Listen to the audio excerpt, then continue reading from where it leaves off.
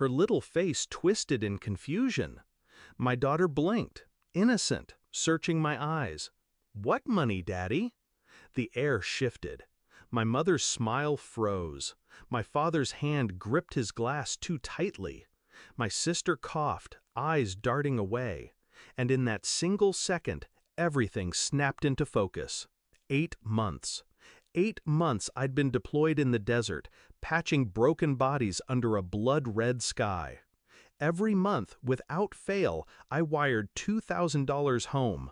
Money for my daughter, her clothes, her food, her school. Money to keep her safe while I risked my life oceans away.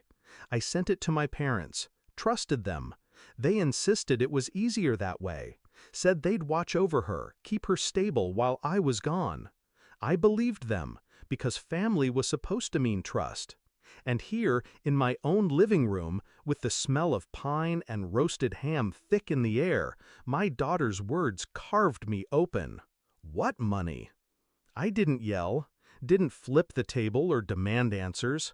I just looked at each of them, my father pale, my mother trembling at the edges, my sister suddenly fascinated with her phone.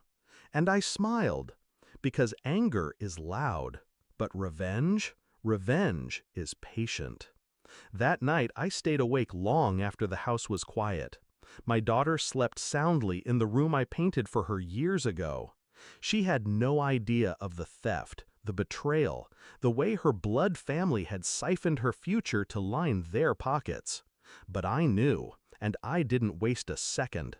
First, the accounts. I still had the receipts, the bank confirmations of every transfer. $2,000 a month, 8 months, $16,000. I tracked the trail. Not a cent in savings, not a dollar spent on her. Instead, charges for jewelry, hotel suites, business investments that traced directly to my sister's name, my father's gambling markers, my mother's spa treatments. They thought distance meant blindness. They forgot discipline is my profession. I called in favors, the kind of favors only someone who spent years in service earns. A friend in military finance polled records. A JAG officer explained exactly how misappropriated support funds could turn criminal. A buddy from deployment, now working in private security, helped me document everything. No rage, just precision. Piece by piece, I built the case. Then came Christmas morning. The tree twinkled, wrapping paper littered the floor. My parents were too cheery, too rehearsed. My sister laughed too loud, trying to fill the air. And then, a knock at the door. 3 uniformed men stood outside. 1 federal agent, 2 local officers. I didn't move. I just sipped my coffee as they stepped inside. My father's face collapsed when the warrant was read. My mother's hands shook when they cuffed her. My sister tried to run until the agent snapped, "Sit down." And my daughter, my sweet, confused little girl, watched from the stairs. I looked at her, calm, steady. "It's okay, sweetheart. Daddy's here now." The agents laid out the evidence in folders thick as Bibles. Wire fraud, misuse of federal funds, child neglect. Every receipt, every dollar, every lie. My parents stammered, my sister sobbed, but the truth was unshakable. And the irony? I didn't even have to press charges. The government did it for me. Because that money wasn't just mine, it was military pay allocated for my dependent. Stealing it wasn't just betrayal, it was a crime. The house went silent after they were taken. Just me and my daughter, sitting by the tree.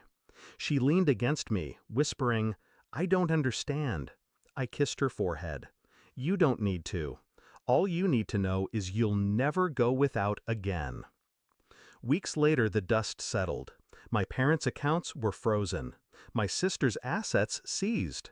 Their house, their cars, their false stability, gone.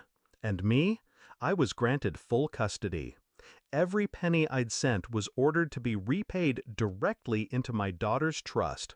Untouchable, ironclad. I didn't need their apologies. I didn't need their explanations. Their punishment was built into the silence of their empty lives. Now, every Christmas, I remember that night. The knock at the door. The way their faces drained of color when their lies collapsed around them. And the quiet relief in my daughter's eyes when she realized, finally, that she was safe. Revenge isn't about rage. It isn't about shouting until your throat bleeds. It's about control.